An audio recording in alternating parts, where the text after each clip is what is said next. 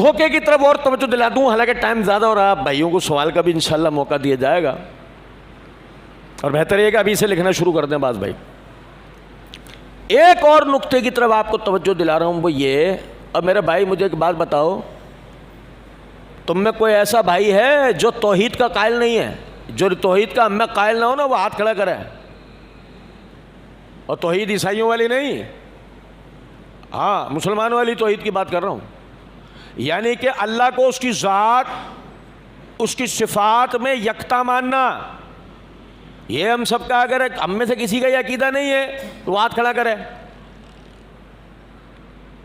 آپ کو پتہ ہے اللہ کی صفات میں سب سے پہلی جو صفت ہے، سب سے پہلی وہ کیا ہے؟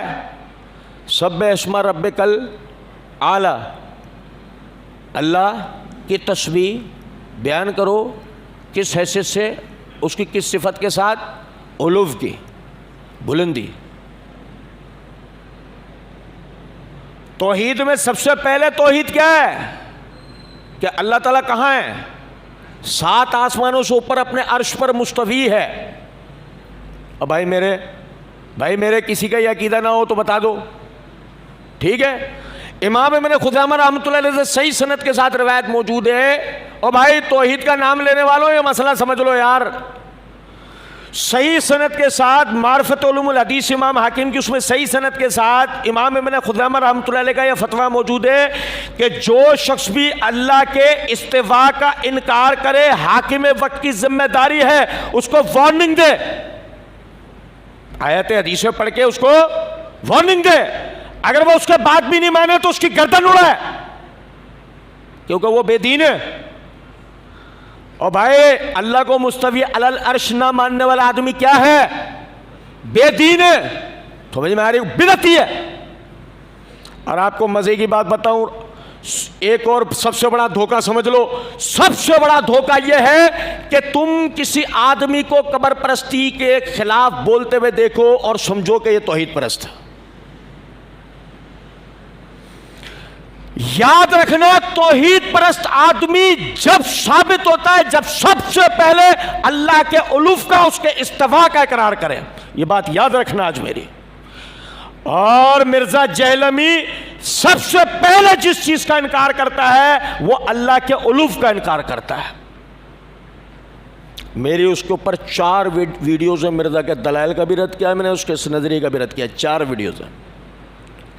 وہ اللہ کے علو کا استوا کا رد کرتا ہے اور کہتا ہے کہ یہ مشرکانہ عقیدہ ہے۔ اس کو توحید پرست سمجھنے والوں کو ڈوب کے مر جانا چاہیے۔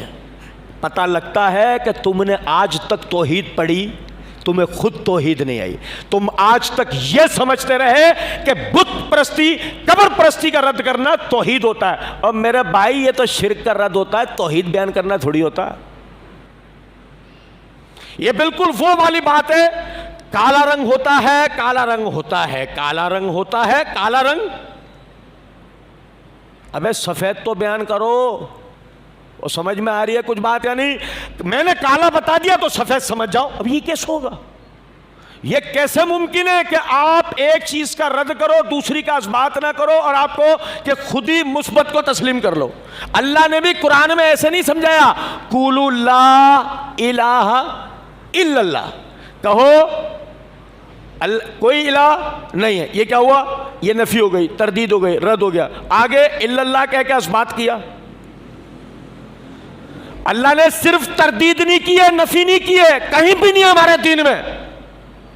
قل هو اللہ، یہاں دیکھ لو، کہہ دو وہ اللہ یکتا ہے۔ پہلے کیا ہوا ہے؟ پہلے اثبات ہوا ہے اس کی احدیت کا، پھر آگے فرمایا اللہ الصمد لم یلد ولم یولد، یعنی تردید بعد میں ہوئی ہے۔ تو یہ کیسے ممکن ہے کہ آپ صرف شرک کا رد کرتے رہو اور توحید بیان نہیں کرو؟ اور ہمارا والا بیچارہ توحید اور ہم جیسے چھوٹے چھوٹے کتابچے پڑھا ہوا کہہ رہا ہے یار کیا توحید بیان کرتا ہے وہ، جبکہ زندگی میں کبھی اس نے توحید کی تے نہیں بیان کی ہوگی۔ اور آپ کو ایک